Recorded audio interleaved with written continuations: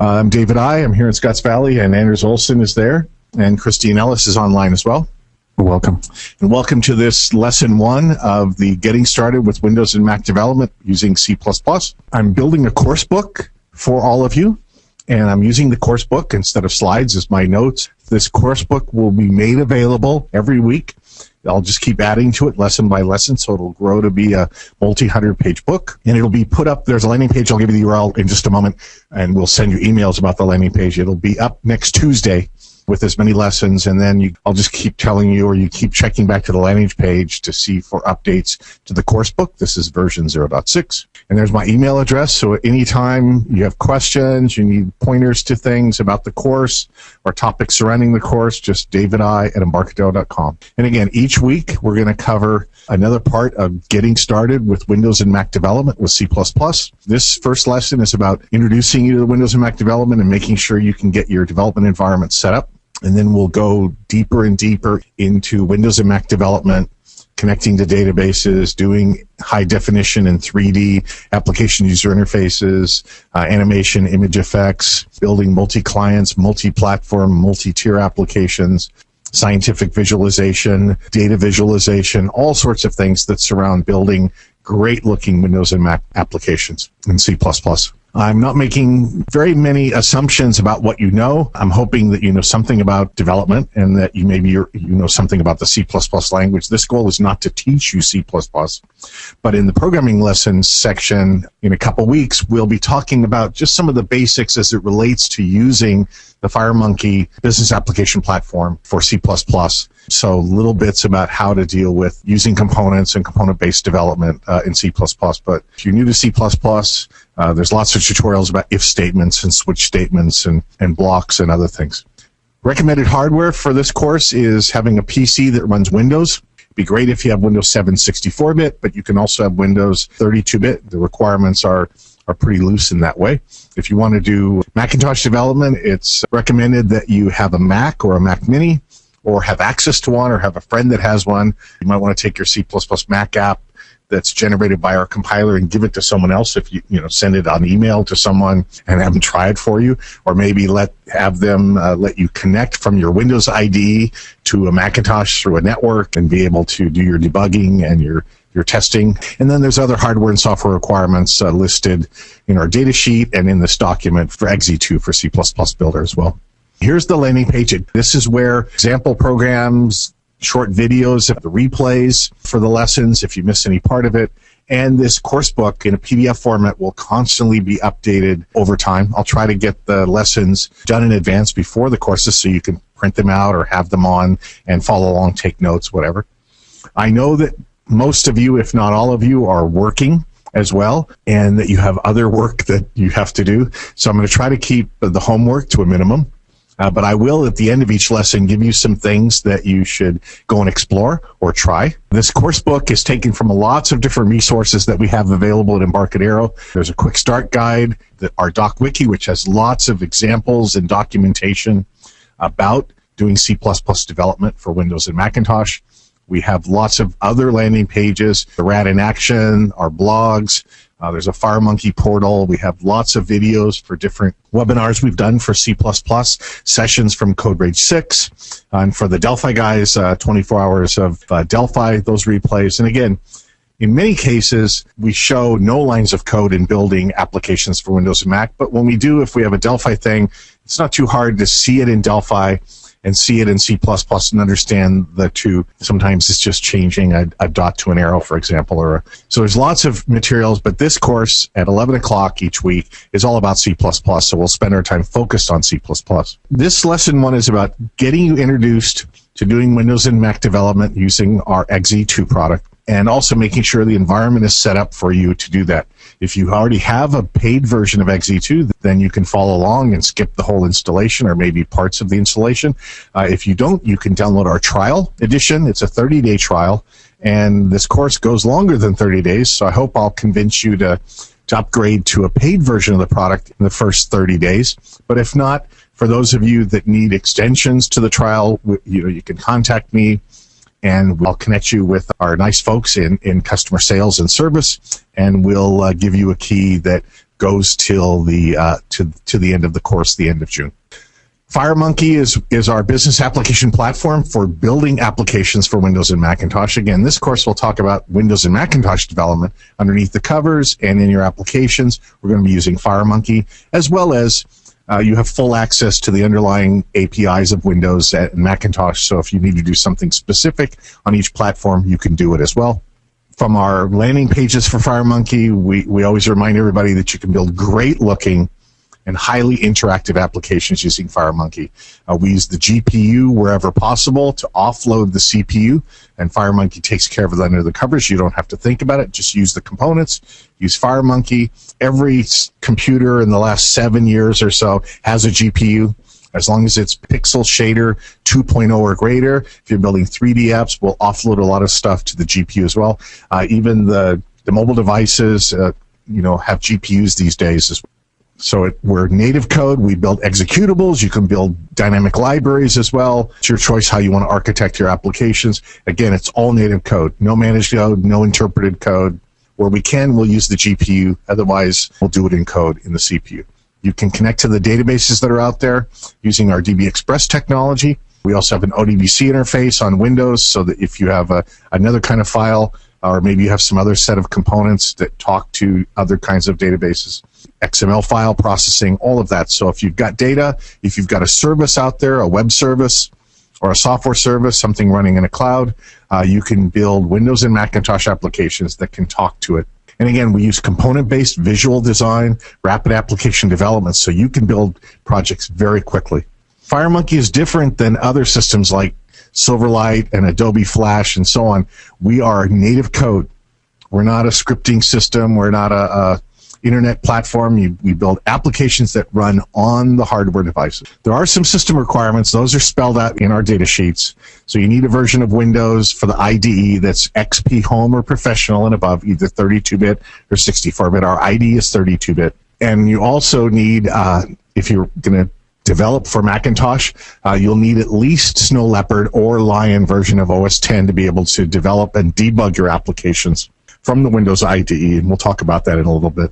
To do this, we're going to cover installing either RAD Studio or C++ Builder. RAD Studio includes Delphi and C++ Builder, but there's a trial, or you might own C++ Builder XE2. There's a version of C++ Builder XE2 Architect for the trial edition, or you can download the RAD Studio trial, which includes Delphi, PHP, Prism, and C++ Builder. We'll show how to use the Platform Assistant to talk from the IDE to the Macintosh. So the IDE runs on Windows. You can debug your applications running on Mac, making sure that's all installed. And again, for Delphi only, for now, we have a FireMonkey for iOS and a set of tools for that as well. But our goal is to have next-generation compilers for C++ that'll build for Windows, Mac, and for ARM-based processors that'll get us to iOS and Android in the future. So the first part is installing RAD Studio, or if you've got C++ Builder, you might have a paid version and you have electronic software distribution download. Then you can just take that ESD file, unzip the file that you get to the hard drive, run the launcher, and it will grab all the pieces that you need from our distribution server to do the install. You might also have an ISO version, and you can burn your own DVD. You might have a media kit. So there's instructions with the media kit how to install from a DVD. If you've got a download URL, then you can go and grab the setup program from the download URL and run it, and it will again grab all the other pieces that are required.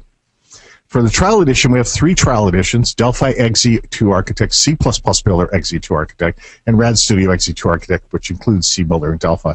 Since this is the C++ Builder course for doing Windows and Mac, you might grab that trial version, and it's free for 30 days. Again, here's the page that you'll get to when you click on the link. That link is there's many different places. Go to the C++ Builder product page, or go to the FireMonkey page, and there'll be try buttons and try links all over the place to get the download trial. And that'll take you to a spot, and it'll tell you, and you can choose the 30-day trial, or you can buy a copy. It tells you what it is. In my case, I installed the RAD Studio version on my machine, so I grabbed everything and installed everything. So you select the product you want to download by clicking on the download button. It'll take you to that point. Either in my case, I chose RAD Studio XE2 Architect. Otherwise, it would say C++ Builder XE2 Architect. You click on the download button here, it'll pop up this little window called Export Controls that says, I agree with the export controls, that I'm not a citizen of countries where you can't do things. Click Agree. And at that point, a zip file will be downloaded in your browser, or you can save it wherever you want to save that.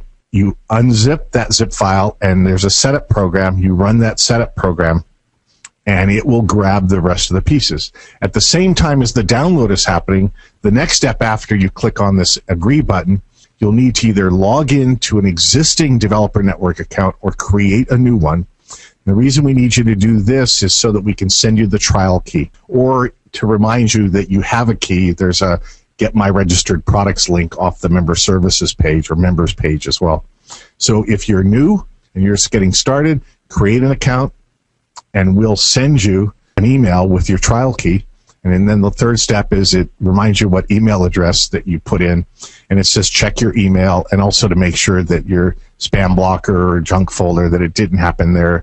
Activation@marketo.com. You can look for messages for that. So get your email, which has the trial key. Then you'll be presented with, if it's C++ Builder XE2, you'll see Install C++ Builder. If you grab the RadStudio XE2 Architect trial, you'll see Install Delphi and or C++ Builder. You have your choice. Click on that first button, and then the next window you'll see which products do you want to install. So if you only care about C++, uncheck the Delphi one. If you grab RadStudio, if you grab the C++ Builder trial, you'll only see C++ Builder. You can choose what features you want to install, depending on which download that you get. If you don't care about Corba, if you don't want some third-party tools that come along, you can turn those off. If everything goes well, then the next step you'll see after you do the installation and start up the ID is it'll ask you to register the product, where again, your trial key will go in there. You'll put your username and password for the Developer Network saying, I'm now registering the trial key that I got, or if you purchase the product, I'm registering my purchased product. And then you'll see a splash screen come up in the ID after you register the product, and it'll start the countdown. So it's 30 days from the time you install, not 30 days from the time you get the trial key. And it'll say you have C++ Builder XE2 Architect, and if you did RadStudio, AQ Time is a profiler that we give you as part of the trial and the purchase as well. All right, and then you can go to the Help About, and it'll tell you what you've got installed and what pieces and parts you have installed as well.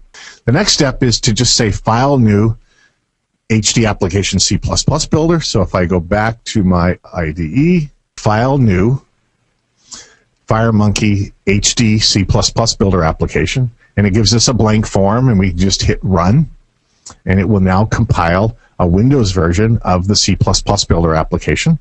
And we've got a nice empty application with a C++ logo in the corner. And we can start putting components and other things, but again, this is just to make sure that the configuration is correct in your environment.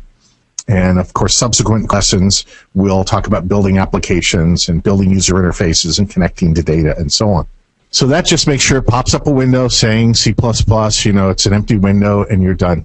Also on the RadStudio or C++ Builder or Delphi installer is our Interbase XE Developer Edition.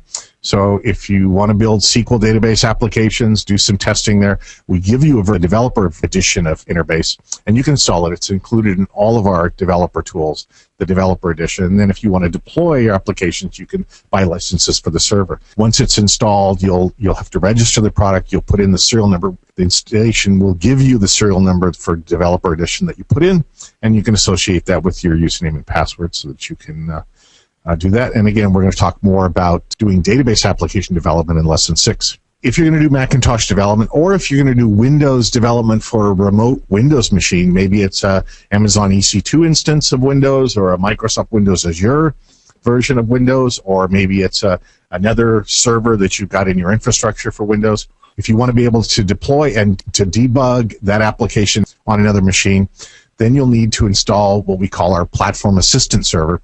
In the past, we used to call it the remote debugger, but now the Platform Assistant does much more. It not only will allow you to debug an application on another machine, like on a Macintosh from the Windows IDE, but also it can be used to deploy applications and the pieces that those applications need. It's not an installer. It's a deployment mechanism where you can specify additional files that your application might need on that remote machine, and the ID will send those over when you hit run or when you hit step to debug. You can deploy all of those bits over there.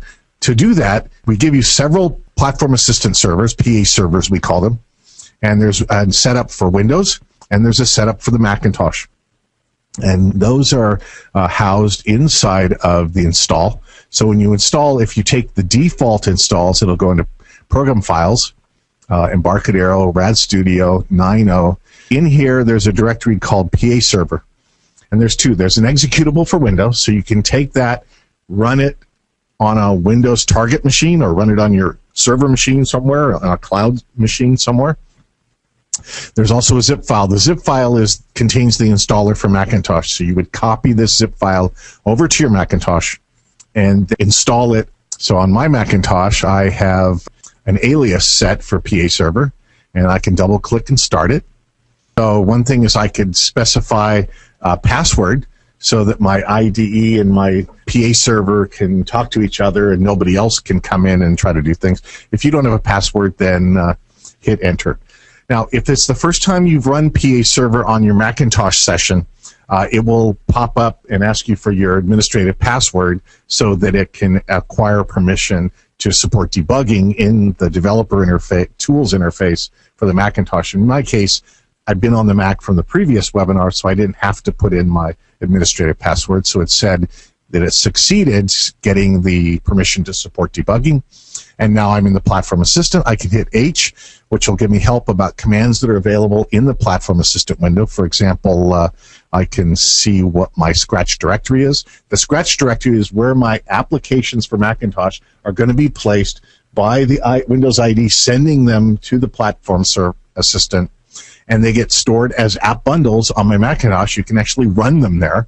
If I go into to my directory, and I go to deintersimony, under Applications, Embarcadero PA Server, you'll see not only the PA Server files, but in my Scratch directory, I'll actually see applications that I could run. Let's just run this one, for example. So there's an application that was sent from the ID through TCP/IP and the port address to my platform server. There are also command line options for the PA Server that we can have. So copy this to whatever remote Windows machine you have. Copy the zip file to remote Macintosh. In my case, I'm running on a MacBook Pro, running OS X Lion, and then I'm running VMware Fusion for the Mac, and I have a Windows 7 64-bit guested environment that I'm running the IDE on. To install it on Windows, again, just run setup PA Server on a Windows target, and take the zip file to your Macintosh and take care of it there as well. Now, the PA Server needs to keep in sync with the ID. So if there's a new ID release or an ID update, we'll give you a new PA Server, and you'll need to uninstall and reinstall the PA Server on your target machines. We might have had to change or add something to the interface, so you got to keep those two in sync. And what'll happen is you'll get a message if they're out of sync, where the ID can't talk to the remote PA Server that's listening on that port and TCP/IP address. Starting the PA Server on the Mac, it's just /PA Server. If it was the first time you started PA Server on the Mac when it started, it asks for your administrative password to get control and permission to talk to the process. There are command line options as well. You can set up a configuration file, for example, that would have the password and the Scratch directory and the port and things, or you can put those on the command line. Here I just did -help as the option, and it displayed all the command line help. So you can specify a different port, and then we'll show how to set up the ID to talk to that port, and set up Scratch directories, passwords, and other things as well. And again, if you're in the PA Server, just put -H, and you get the help for commands that are available there. So testing the PA Server, how do I know that on my target, whether it's Windows or Macintosh, that it's actually working? I'm going to go inside the Windows IDE, and I'm going to create a file new. And again, for C++, we have the choice of creating a FireMonkey HD or high definition application or a 3D application. We still have VCL for Windows only as well. So we say file new. Over here, we have target platform is Win32. So if I want to choose Macintosh, I right mouse click, say add platform, choose Macintosh OS X, and then I can specify information about a platform. So whatever that remote platform is. So let's give it a name. This is the CPP Mac. Target platform is is OS 10. I can set this as the default for the selected platform for future projects that I create.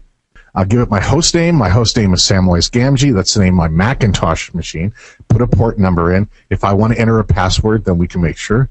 You can test the connection to make sure that your PA server is running on that target Windows machine or that target Macintosh machine with that port number, and it says it succeeded, so everything's good so far.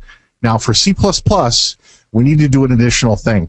In order to do Macintosh development, the ID needs information about the header files and libraries that are available for development on the Macintosh. And so we pre-populate a set of remote paths to include files and libraries for all the different interfaces for the subsystems of the Macintosh, for frameworks that FireMonkey talks under the covers to do things, and some other paths for other kinds of things that are available.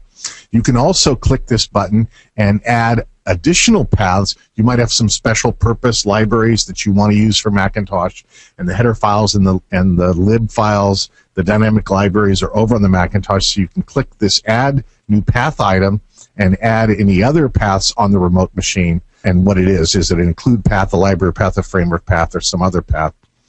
You can also save this information as well, and make sure this is checked. Use this profile with C++ projects. Okay, and then we'll select this one. If I say either debug or run or just build, let's do a build of this project, or a make. It'll pop up this message that says local file cache for remote profile C++ Mac not found. Would you like to update the profile now? And so what it's doing is it's talking from the IDE to the platform assistance server. It's going and finding those additional include files and header files, and it's putting information about them into a local cache in a directory called profiles on your local Windows machine. So you only need to do this once, or if you add additional files from the target system. Once it's done, you don't have to think about that again. Now it can do the compilation with those interfaces, the debug information, and so on. Once that's done, I can say run. I did a build. Now notice it's saying deploying. So it's actually deploying FireMonkey application and any dynamic link libraries that we specified. And if I switch back to my Macintosh, now I have a C++ application for the Macintosh running over on my Mac. I've got the menu that lets me quit from it, and I've got the close box and minimize and maximize. That application is sitting there in my Scratch directory as well. So now that's showing us that my IDE knows how to talk to the Macintosh. And again, I could do the same thing, setting up a remote profile to a Windows Server machine somewhere, an Amazon EC2 cloud. We'll do more of that when we get to lesson 9 on multi-platform, multi-tier applications. We'll see using the platform assistant. One thing I should note is under projects deployment, it'll show you all the pieces of the application that has to get sent over. Here's the debug information, for example, the TDS file, the debug information. Here's the executable, some other information like the program lists, icons that are needed on the Macintosh side. So there's other bits. If you have additional files that need to be deployed with your application over on the Macintosh, you can go and specify those files, maybe an INI file, maybe some bitmap files, maybe a data file of some kind.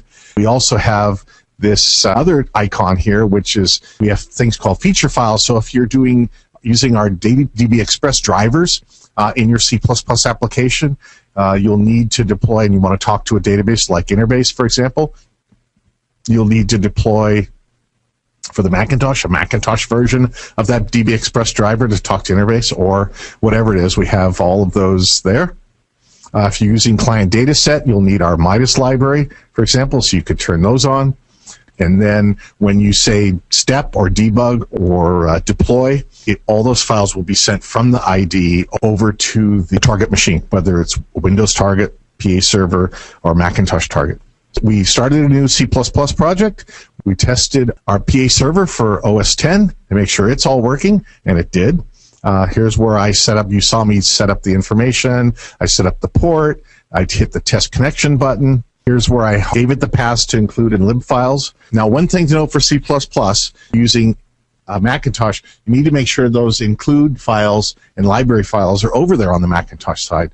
And there's notes on Apple's site And there's a note here in the courseware that you need to install Xcode over there and install the Xcode command line tool, over the Macintosh, so that these include files and lib files will show up in the directory /usr/include/usr/lib.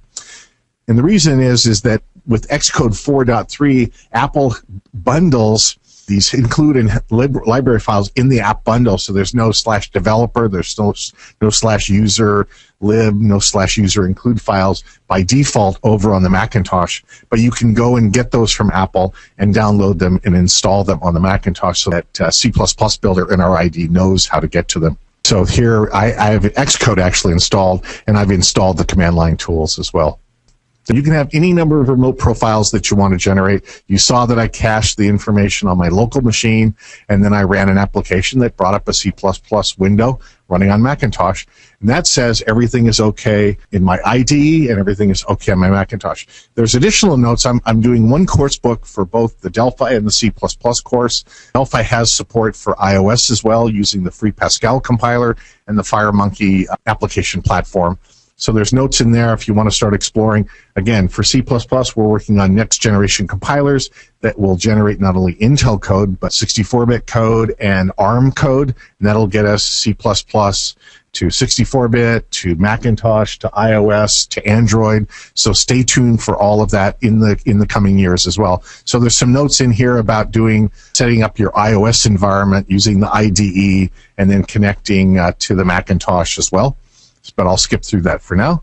And then this is lesson 1. It was all about getting you introduced and getting started with Windows and Mac development and making sure that your environment is all set up and working, especially the IDE running on Windows. It's a 32-bit IDE for now, and having the PA server running on Macintosh to do the Macintosh side. And again, there's also the PA servers I mentioned for target Windows machines that you might want to do deployment and testing on as well. So there's versions for Windows and Mac for the Platform Assistant Server. In lesson 2, we're going to create our first Windows and Macintosh desktop applications. Well, actually, we created the first ones by just hitting run of a FireMonkey HD application on Windows and Mac, but it's just a window. But it actually, you could resize it and you could shrink it and minimize it and close it. But we're going to actually build some Windows and Mac desktop applications in C++ Builder. But in the meantime, I've got some to-do items in the course book, like go and look at the data sheet for C++, go and look at some of the DocWiki entries for C++, go and look at Windows and Mac software application development. We've got links for those. We'll see you next week at 11 a.m. Pacific Daylight Time. Thank you very much.